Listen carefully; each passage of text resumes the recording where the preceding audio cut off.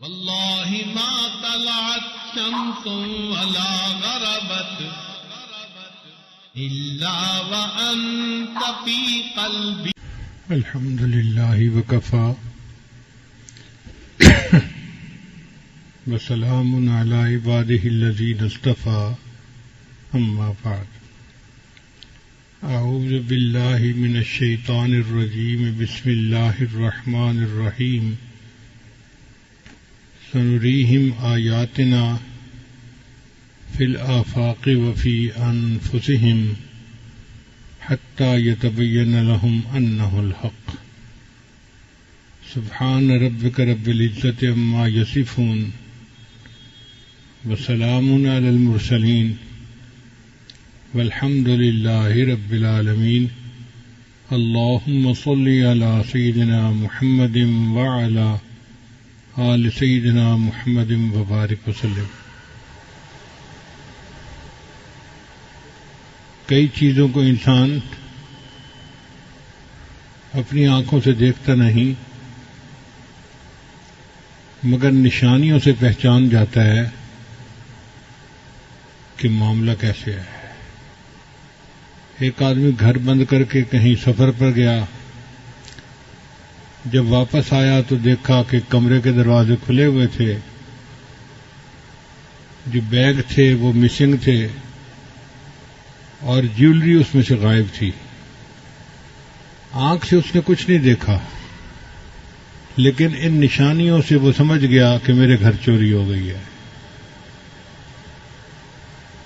بلکہ کس راستے سے چور آیا وہ یہ بھی پہچان لیتا ہے کہ جی باہر کا دروازہ بند تھا تو لگتا ہے کہ چور چھت سے نیچے اتر کے آیا ہے. اب کون چور ہے اس کے لیے پاؤں کے نشانات دیکھے جاتے ہیں، اور ایسے لوگ ہوتے ہیں جو پاؤں کے نشانات کو پہچانتے ہیں، وہ چور کو واک کروا کے پہچان لیتے ہیں کہ اتنے بندوں میں سے یہ چور ہے.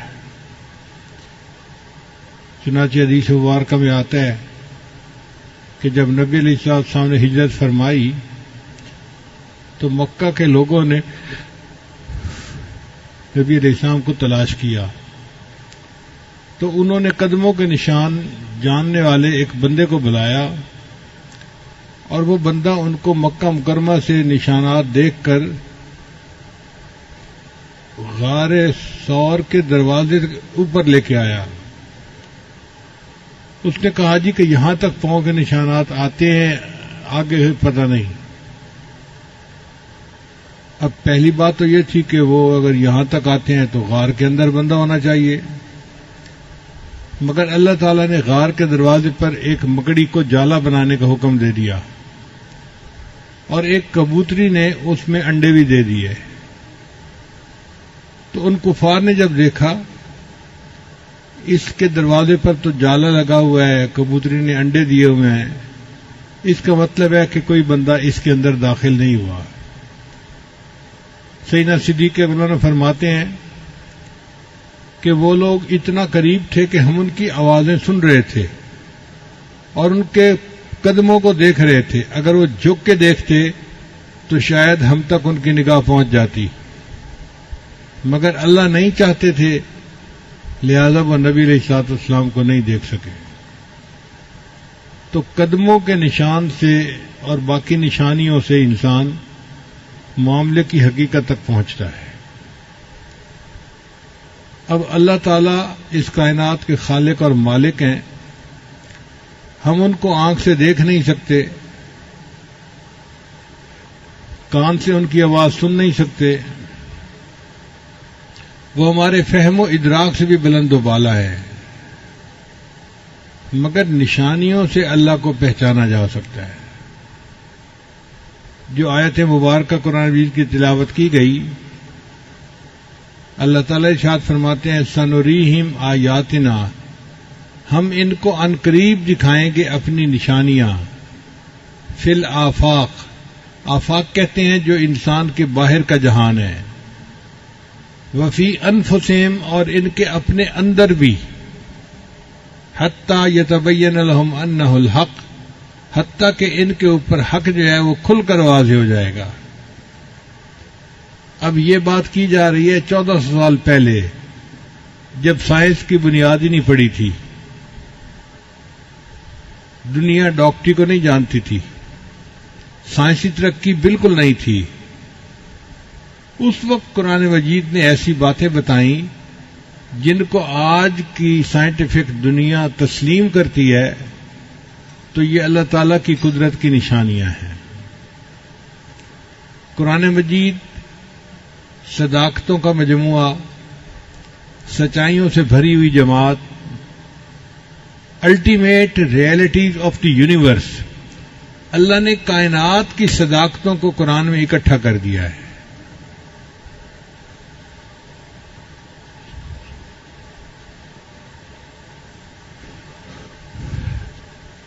قرآن مجید میں اللہ تعالیٰ فرماتے ہیں کہ ہم نے زمین اور آسمان کو پیدا کیا، تم ذرا آنکھ اٹھا کر دیکھو، حل تری من فطور، تمہیں زمین و آسمان کی پیدائش میں کوئی کمی نظر آتی ہے، کوئی نقص نظر آتا ہے؟ اور فرمایا کہ اگر ایک دفعہ نظر نہیں آتا تو دوبارہ آنکھ اٹھا کے دیکھو، فرجع البصر کرتین ینقلب الیک البصر خاسئا وحسیر، تمہاری نگاہ ناکام واپس لوٹے گی اور تمہیں میری تخلیق میں کوئی کمی نظر نہیں آئے گی۔ اب اللہ نے ایسی کائنات کو بنایا جس میں کوئی کمی ہے ہی نہیں، اور آج اتنا عرصہ گزر گیا، کوئی پوائنٹ ایسا نہیں جہاں انسان یہ کہہ سکتا ہو کہ جی کائنات میں یوں ہونا چاہیے تھا اور یوں ہے، غلطی ہو گئی، گنجائش ہی نہیں ہے، چونکہ اللہ نے پرفیکٹ سسٹم بنایا ہے۔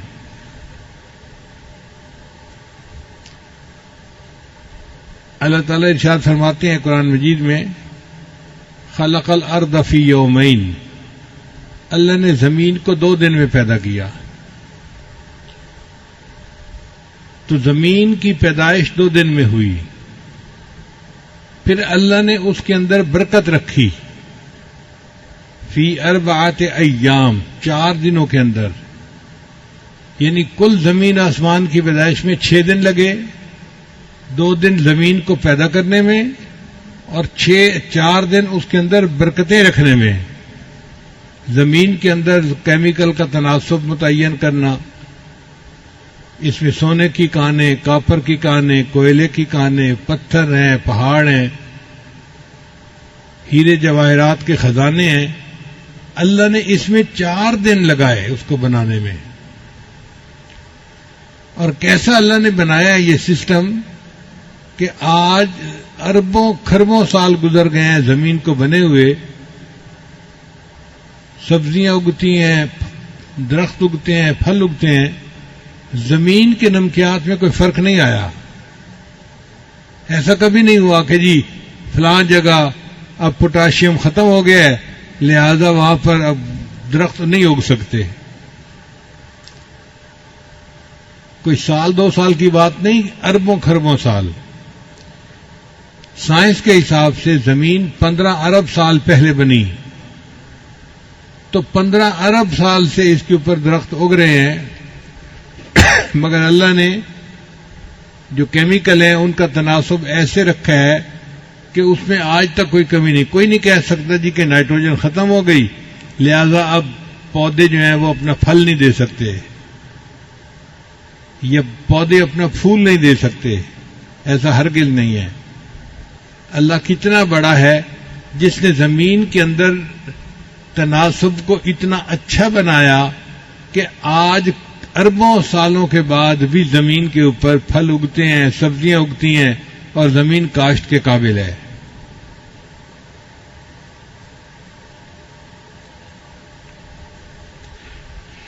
پھر اللہ تعالیٰ نے بارش کا ایک نظام بنایا، سمندر کے اوپر سے پانی بخارات بن کے اڑتا ہے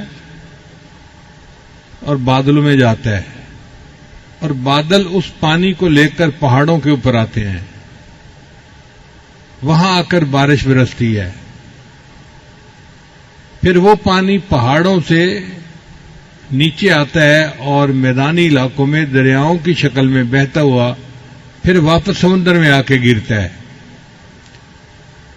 ایسا ایکو سسٹم اللہ نے بنایا ہے کہ جو پانی سمندر سے جاتا ہے لوٹ کے وہی پانی پھر سمندر میں واپس آ جاتا ہے.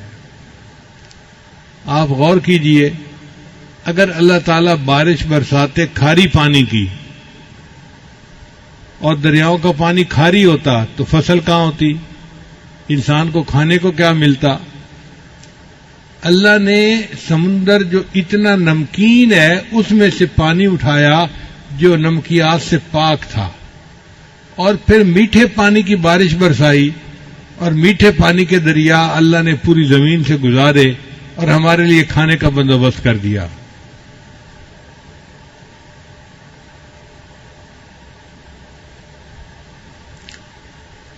کسی عارف نے کہا کھیتیاں سرسبز ہیں تیری غذا کے واسطے، کھیتیاں سرسبز ہیں تیری غذا کے واسطے، چاند سورج اور ستارے ہیں ضیاء کے واسطے، بحر و بر شمس و قمر ماء و شما کے واسطے، یہ جہاں تیرے لیے ہے تو خدا کے واسطے. اللہ نے یہ جہان ہمارے لیے بنایا اور ہمیں اللہ نے اپنی عبادت کے لیے بنایا. تو دیکھیے اللہ تعالیٰ کی تخلیق میں کیا خوبی ہے، کیا حسن ہے کہ اللہ کے فضل سے آج بھی زمین کا پورا نظام اپنی خوبصورتی کے ساتھ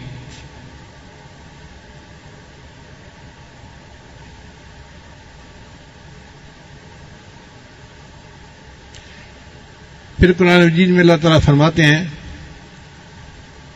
وَمِن كُلِّ شَيْءٍ خَلَقْنَا زَوْجَيْنِ، ہم نے ہر چیز کے اندر جوڑا جوڑا بنایا ہے. یہ چند الفاظ ہیں، اس کے اندر بہت بڑی حقیقت ہے.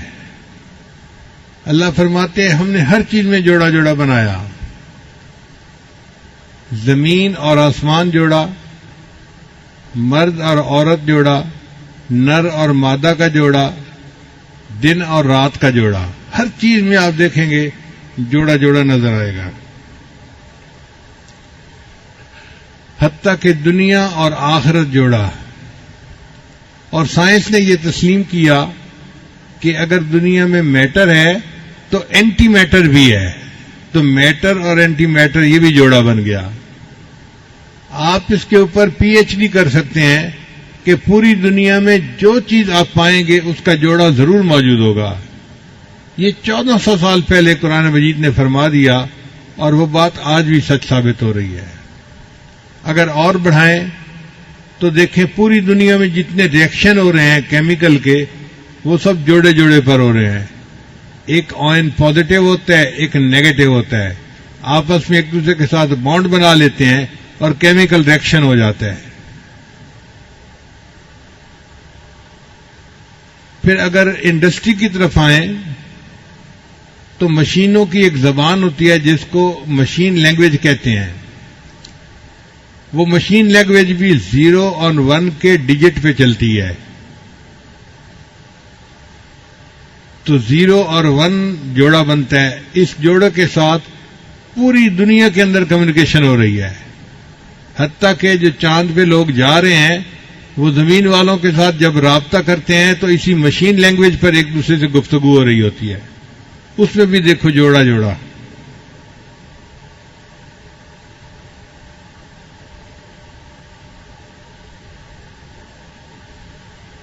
پھر اللہ تعالیٰ قرآن مجید میں فرماتے ہیں وَجَعَلْنَا مِنَ الْمَاءِ كُلَّ شَيْءٍ حَيٍّ، ہم نے پانی سے ہر چیز کو زندگی بخشی. یعنی جو چیز بھی دنیا میں زندہ ہے وہ پانی کی وجہ سے ہے. اور اب تو سائنس بھی تسلیم کرتی ہے کہ کہ پانی سے زندگی کا آغاز ہوا اور پھر یہ سلسلہ آگے چلتا رہا. پچھلے دنوں ایک مشن مریخ کے اوپر بھیجا گیا تو دنیا کے مختلف ملک کے سائنسدان اکٹھے ہوئے کہ ہمیں کیسے پتہ چلے کہ مریخ کے اوپر زندگی ہے یا نہیں ہے. تو انہوں نے کہا اس کے لیے کوئی ہمارے پاس کرائیٹیریا ہونا چاہیے. کیا کرائیٹیریا ہونا چاہیے؟ انہوں نے مل کے متفقہ فیصلہ کیا اگر مریخ کے اوپر پانی موجود ہے تو زندگی یقیناً ہوگی، اگر پانی موجود نہیں تو زندگی نہیں ہو سکتی. جو بات 1400 سال پہلے بتائی گئی آج کی سائنس کی دنیا بھی تسلیم کر رہی ہے. قرآن مجید نے کہہ دیا وَجَعَلْنَا مِنَ الْمَاءِ كُلَّ شَيْءٍ حَيٍّ، ہم نے ہر چیز کو پانی سے زندگی عطا فرمائی ہے.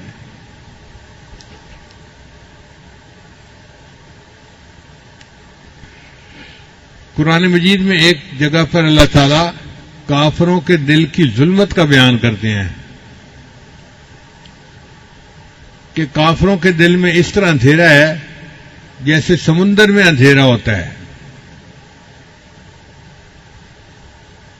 جب سمندر میں ہائی ٹائیڈ ہو، مد و جزر بہت زیادہ ہو اور اوپر بادل ہو تو سمندر کے اندر اس وقت ویزیبلٹی زیرو ہوتی ہے. اتنا گھپ اندھیرا کبھی نہیں دیکھا گیا.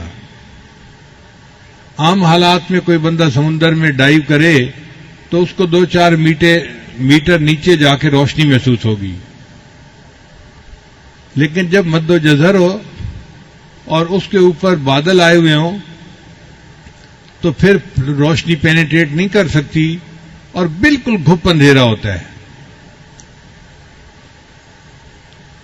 ایک عرب ملاح تھا جہاز کا، اس کا ایک دوست بن گیا، فرانس کا آدمی تھا. جہازوں کا سفر کرنے کی وجہ سے ان کی آپس میں دوستی ہو گئی. اس عرب نے اس اپنے فرانسیسی دوست کو قرآن مجید کا انگلش ترجمہ دیا کہ آپ اس کو پڑھیں.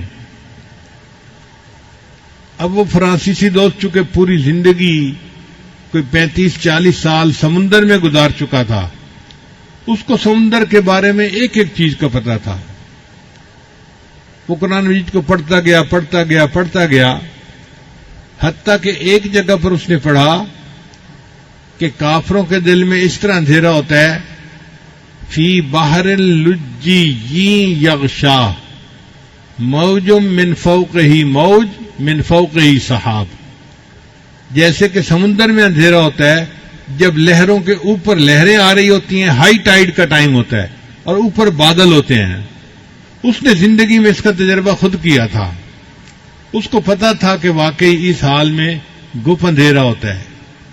جب اس نے اس آیت کو پڑھا تو اس نے اپنے عربی دوست سے پوچھا کہ مجھے یہ بتائیں کہ آپ کے پیغمبر اسلام نے سمندر کا سفر کتنی دفعہ کیا ہے؟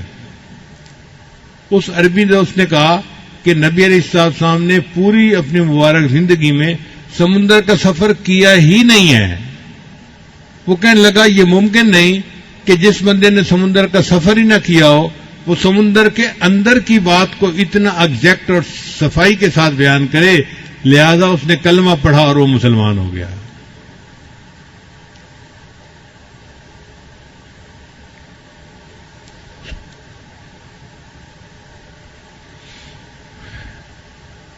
چند اور اللہ کی نشانیاں دیکھیے. مرغابی سردیوں کے موسم میں ایک ملک سے دوسرے ملک کا سفر کرتی ہے اپنی غذا کی خاطر. چنانچہ ایک مرغابی کا چھوٹا سا پرندہ ہے جس کا وزن 400 گرام ہوتا ہے. 400 گرام کا مطلب آدھا کلو بھی نہیں ہے. چھوٹا سا پرندہ کبوتر جیسا. وہ امریکہ میں الاسکا ایک جگہ ہے برفانی، وہاں سے وہ اڑتا ہے اور نیوزی لینڈ جاتا ہے اور درمیان میں سمندر ہوتا ہے. وہ سمندر کے اندر زمین پہ اتر نہیں سکتا، پانی ہے. لہذا وہ جو اڑان بھرتا ہے تو 9 دن 9 رات مسلسل وہ اڑتا رہتا ہے. اب آپ غور کیجئے کہ چھوٹا سا پرندہ ہے، 9 دن 9 رات اڑتا ہے، نہ کھاتا ہے، نہ پیتا ہے، نہ آرام کرتا ہے، نہ نیند کرتا ہے، اور بغیر کسی آرام نیند کے کھائے پیے کے وہ 9 دن 9 رات میں 12,000 کلومیٹر کا سفر کر کے اپنی منزل پہ پہنچتا ہے. اس پرندے کو کس نے اتنا سفر طے کرنے کی قوت عطا فرمائی؟ اللہ نے عطا فرمائی.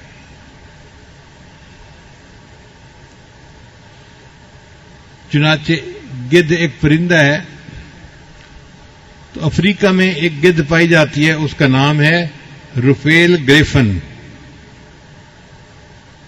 یہ گدھ اڑتی ہے اور 37,000 فٹ کی بلندی پہ جاتی ہے. 37,000 فٹ کی بلندی پہ چلی جاتی ہے. وہاں پہ سرد ہوا کی لہریں ہوتی ہیں. یہ ان لہروں کے درمیان اپنا سفر کرتی ہے اور اپنی منزل پہ پہنچ جاتی ہے. وہاں پہ ٹیمپریچر -50 ڈگری سینٹی گریڈ ہوتا ہے. 0 پہ تو برف جمتی ہے، تو -50 ڈگری سینٹی گریڈ پہ تو پتہ نہیں کیا کچھ جم جائے. یہ اس ٹیمپریچر پہ جا کے پھر اپنے سفر کرتی ہے، اور اتنی بلندی پہ آکسیجن 10% رہ جاتی ہے. جو لوگ پہاڑوں پہ چڑھتے ہیں وہ 15-20 ہزار فٹ کی بلندی پہ جاتے ہیں، تو آکسیجن وہاں پہ 10% رہ جاتی ہے، 100 میں سے 10%. تو ان کو سلنڈر اپنے ساتھ لے کے جانے پڑتے ہیں. وہ اوپر جا کے سانس سلنڈر سے لیتے ہیں. اگر سلنڈر سے سانس نہ لیں تو دم گھٹ کے مر جائیں وہ. آپ بتائیے، اگر 15-20 ہزار کی بلندی پہ ان کو آکسیجن کی ضرورت پڑتی ہے، تو اس گدھ پرندے کو 37,000 فٹ کی بلندی پہ کون آکسیجن پہنچا رہا ہے؟ اور اس تھوڑے آکسیجن کے ساتھ یہ کمفرٹیبلی اڑتا ہے اور ہزاروں میل کا سفر کر کے اپنی منزل پہ پہنچتا ہے.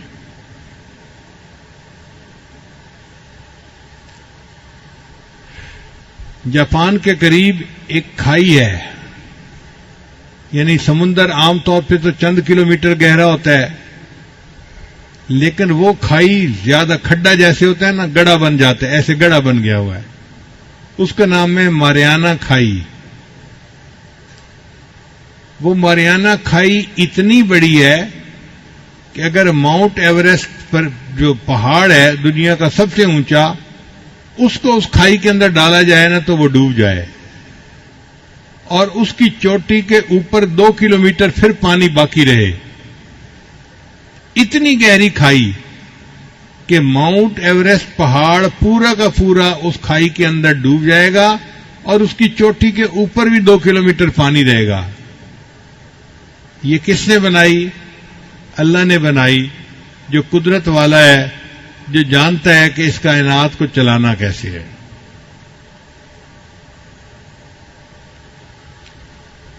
جب اللہ تعالیٰ نے فرعون کو پانی میں ڈبویا تھا تو ڈوبتے ڈوبتے فرعون نے دعا مانگی تھی کہ اے اللہ میں موسیٰ اور ہارون کے رب پہ ایمان لایا. تو اللہ نے فرمایا کہ نہیں، آن اب دیر ہو گئی، اب تیرا ایمان قبول نہیں. پھر اللہ نے فرمایا کہ آج تیرے جسم کو ہم نجات دے دیں گے. الیوم ننجیک ببدنک لمن خلفک آیا، تاکہ بعد میں آنے والوں کے لیے تیرا جسم جو ہے وہ عبرت کی نشانی بنے. لشکر بھی ڈوب گیا، فرعون بھی ڈوب گیا، اور یہ سب پانی کے اندر رہے. اور پانی کے اندر کتنا عرصہ رہے؟ 3,000 سال پانی میں پڑے رہے. اس کو کہتے ہیں بحیرہ احمر. 3,000 سال فرعون کی لاش پانی میں رہی. پھر جب دریافت کیا گیا تو فرعون کی لاش کو سائنسدانوں نے نکالا.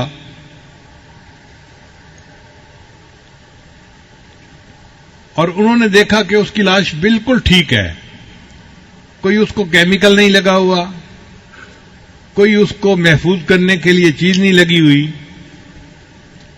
پانی میں 3000 سال تک ایک لاش کیسے ٹھیک رہ سکتی ہے، یہ میرے اللہ کا حکم تھا، کیونکہ اللہ نے فرما دیا تھا ہم تیرے بدن کو نجات دیں گے اور تو بعد میں آنے والوں کے لیے عبرت کا نشان بنے گا۔ چنانچہ آج بھی فرعون کی لاش مصر کے عجائب گھر میں پڑی ہے اور دیکھنے والے کے لیے عبرت کا نشان ہے کہ اللہ نے اپنی بات کو کیسے پورا کر دکھایا۔ یہ تو تھیں خارجی نشانیاں جو ہم اپنے باہر دیکھتے ہیں، کچھ ہوتی ہیں داخلی نشانیاں، بندے کے اندر بھی داخلی نشانیاں ہیں۔ ان میں سے ایک نشانی یہ ہے کہ اللہ نے انسان کو دماغ عطا فرمایا۔ دماغ جو ہے یہ 73% پانی ہے اور 16% یہ چربی ہے۔ 1 کھرب نیورون کے ساتھ 10 کھرب گیل خلیے ہوتے ہیں۔ یہ جو نیورون ہیں یہ انفارمیشن پاس آن کرتے ہیں، اور جو دوسرے خلیے ہیں وہ انفارمیشن کو پروسیس کرتے ہیں۔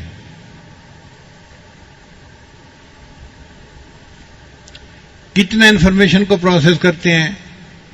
1 سیکنڈ میں انسان کا دماغ جس کام کو کر لیتا ہے اس کو کرنے کے لیے جو اس وقت دنیا میں سب سے فاسٹ کمپیوٹر ہے اس کو سپر کمپیوٹر کہتے ہیں، تو 40,000 کمپیوٹر مل کر کام کریں تو 40 منٹ میں جا کے وہ اس بات کو پروسیس کر سکیں گے جس کو دماغ 1 سیکنڈ میں پروسیس کر لیتا ہے۔ نہیں، سوری میں نے غلط کہا، 80,000 سپر کمپیوٹر مل کر پروسیس کریں تو 40 منٹ میں اس کو پروسیس کر سکیں گے۔ اب بتائیے دماغ کی کتنی قوت ہے، 1 سیکنڈ میں وہ اتنی انفارمیشن پروسیس کر لیتا ہے کہ جس کو پروسیس کرنے کے لیے 80,000 سپر کمپیوٹر چاہیے اور ان کو بھی 40 منٹ لگیں گے اس کو پروسیس کرنے میں۔ انسان کا دماغ 10 واٹ کی بجلی سے چلتا ہے اور دماغ کی جو میموری ہے وہ 25 لاکھ جی بی ہے۔ آج کل تو 5-10 جی بی پہ ہی لوگ خوش پھرتے ہیں کہ جی بڑی میموری مل گئی، 10 جی بی مل گیا، 15 جی بی مل گیا۔ دماغ کی میموری 25 لاکھ جی بی ہے جو اللہ نے بنایا ہے۔ تو یہ دماغ اللہ کی نشانیوں میں سے ایک نشانی ہے۔ جتنا ہم اس پر غور کرتے ہیں ہمارا دل گواہی دیتا ہے کہ واقعی ایسے دماغ کو بنانے والا اللہ خود کتنا عقل مند ہوگا، وہ خود کتنی صفات کا حامل ہوگا۔ پھر اس کے بعد انسان کی آنکھ، انسان کی آنکھ کا قطر 1 انچ ہے اور آنکھ کا وزن 56 ملی گرام ہوتا ہے۔ ایک انسان کی آنکھ 1 کروڑ رنگوں کے درمیان امتیاز کر سکتی ہے، یعنی رنگوں کے 1 کروڑ شیڈ ہونا تو انسان کی آنکھ ان میں فرق کر سکتی ہے، یہ الگ ہے، یہ الگ ہے، یہ الگ ہے۔ آپ اندازہ کیجئے کتنا پریسیژن ہے آنکھ کا، 1 کروڑ شیڈز کے درمیان بھی فرق کر لیتی ہے۔ دنیا میں جو بڑے سے بڑا اچھا کیمرہ بنایا گیا تو اس کی ایکوریسی جو تھی وہ 12 میگا پکسل کا کیمرہ ہوتا ہے۔ 12 میگا پکسل یعنی اس کی جو پریسیژن ہوتی ہے نا وہ 12 میگا پکسل ہوتی ہے، اور انسان کی آنکھ کی پریسیژن 576 میگا پکسل ہوتی ہے۔ اللہ اکبر کبیرہ۔ ایک آنکھ میں 20 کروڑ سے زیادہ کام کرنے والے حصے ہوتے ہیں۔ آنکھ کے اندرونی پٹھے دن میں 10 لاکھ مرتبہ حرکت کرتے ہیں۔ ہمیں تو پتہ نہیں چلتا، لیکن ہماری آنکھ کبھی ادھر دیکھ رہی ہوتی ہے، کبھی ادھر، کبھی اوپر، کبھی نیچے، تو آنکھ ہل رہی ہوتی ہے۔ تو سائنسدانوں نے کہا کہ آنکھ کے اندر کے جو پٹھے ہیں وہ ایک دن میں 10 لاکھ مرتبہ حرکت کرتے ہیں، اور آنکھ تھکتی نہیں ہے کہ جی اب میری آنکھ تھک گئی ہے میں بند کر کے پڑا ہوا ہوں۔ اتنی حرکت کرنے کے باوجود بھی آنکھ جو ہے وہ اپنی حرکت کے لیے موجود ہوتی ہے، فریش ہوتی ہے۔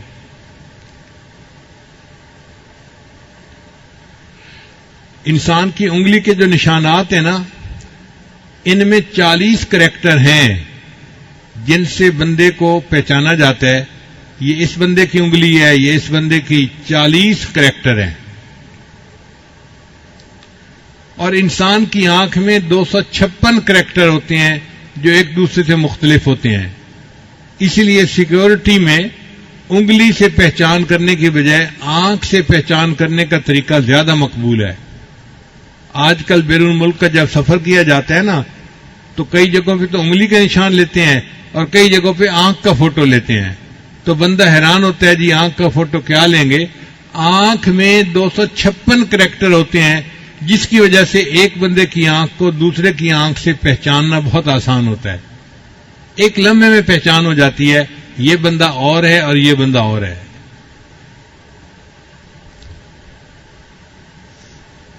پھر انسان کے آنکھ کے درمیان میں ایک چیز ہے جس کو کورنیا کہتے ہیں، اس کو خون نہیں ملتا۔ پورے جسم کی ہر چیز کو خون ملتا ہے، اس کو خون کی ضرورت نہیں ہوتی۔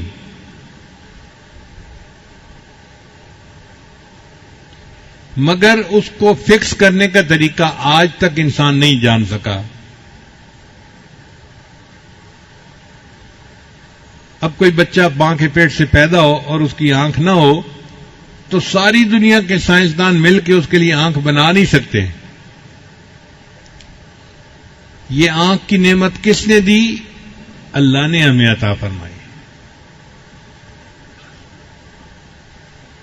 پوری زندگی انسان عبادت کرتا رہے تو آنکھ کی نعمت کا حق ادا نہیں کر سکتا۔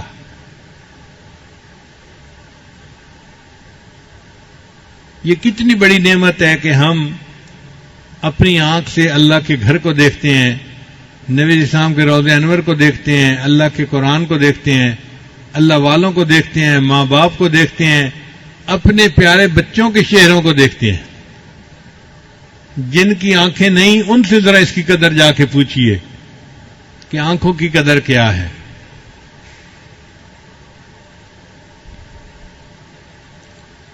تو یہ آنکھ بھی اللہ کی نشانیوں میں سے ایک نشانی ہے۔ پھر ایک اور نشانی ہے انسان کا دل۔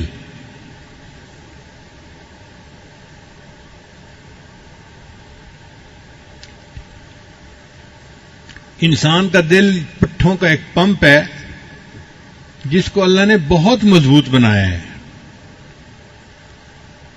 یہ انسان کے سینے میں، چھاتی میں لیفٹ سائڈ پر ہوتا ہے۔ اس لیے انسان کے 2 پھیپھڑے ہوتے ہیں، ایک رائٹ سائڈ کا، ایک لیفٹ سائڈ کا۔ تو لیفٹ سائڈ کا پھیپھڑا تھوڑا سا چھوٹا ہوتا ہے بنسبت رائٹ سائڈ کے پھیپھڑے کے۔ وہ اللہ نے چھوٹا اس لیے بنایا کہ دل کو جگہ مل سکے اپنی حرکت کے لیے۔ اب یہ دل کا سائز تقریباً مٹھی کے برابر ہوتا ہے۔ جب بچے کی عمر 4 ہفتے ہوتی ہے نا، بچے کی عمر 4 ہفتے ہوتی ہے تو اس کا دل دھڑکنا شروع کر دیتا ہے۔ پھر اس وقت سے لے کے اس کی موت تک یہ دل نان سٹاپ دھڑکتا رہتا ہے۔ آپ بتائیں جس بندے کی عمر 100 سال ہے، 100 سال اس کا دل دھڑکتا رہا، کیا کوئی دنیا میں ایسی مشین ہو سکتی ہے جو نان سٹاپ 100 سال تک چلتی رہے اور اس میں کوئی خرابی نہ آئے؟ یہ اللہ نے ایسا دل بنایا جو ہر وقت خون کو پمپ کر رہا ہوتا ہے۔ چنانچہ ہر منٹ میں 1.5 گیلن خون پمپ کرتا ہے۔ جو عورت حاملہ ہوتی ہے تو اس کے خون کی مقدار 50% اللہ بڑھا دیتے ہیں، کیونکہ وہ خون اس کو بھی ملنا تھا اور اس کے ہونے والے بچے کو بھی ملنا تھا۔ کون بڑھاتا ہے یہ خون کی مقدار؟ اللہ بڑھاتے ہیں۔ انسان کے جسم کی ایک ایک ٹیشو کو خون پہنچتا ہے، اس لیے ہمارے ہاں خون کی شریانیں باریک باریک ہر جگہ ہوتی ہیں، ہر جگہ۔ اگر شریانوں کی لمبائی کا اندازہ لگایا جائے اور ایک بندے کی شریانوں کو الگ الگ کر کے ان کو گانٹھ باندھ دی جائے تو ایک انسان کے جسم میں کل شریانوں کی لمبائی 1,60,000 کلومیٹر بنتی ہے. 1,60,000 کلومیٹر وائرنگ ہے جو انسان کے جسم میں استعمال ہوئی ہے, اور وہ ہر ٹیشو کو خون پہنچا رہی ہے. اب آپ بتائیے کہ دل کے اوپر کتنا بوجھ ہوتا ہوگا جو 1,60,000 میل کی مسافت تک خون پہنچا رہا ہے. انسان کا خون 30 سیکنڈ کے اندر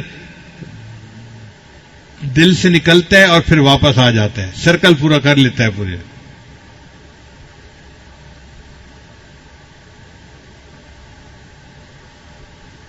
قرآن مجید میں اللہ تعالیٰ فرماتے ہیں لہم قلوب یعقلون بہا, اے کاش ان کے دل ہوتے جو انہیں عقل سکھاتے. سائنسدان بڑے عرصے تک اعتراض کرتے رہے, اور جی دل تو ایک پمپ ہے, اس کا کیا تعلق محسوسات سے اور کیفیات سے. تو یہ تو عجیب بات ہے.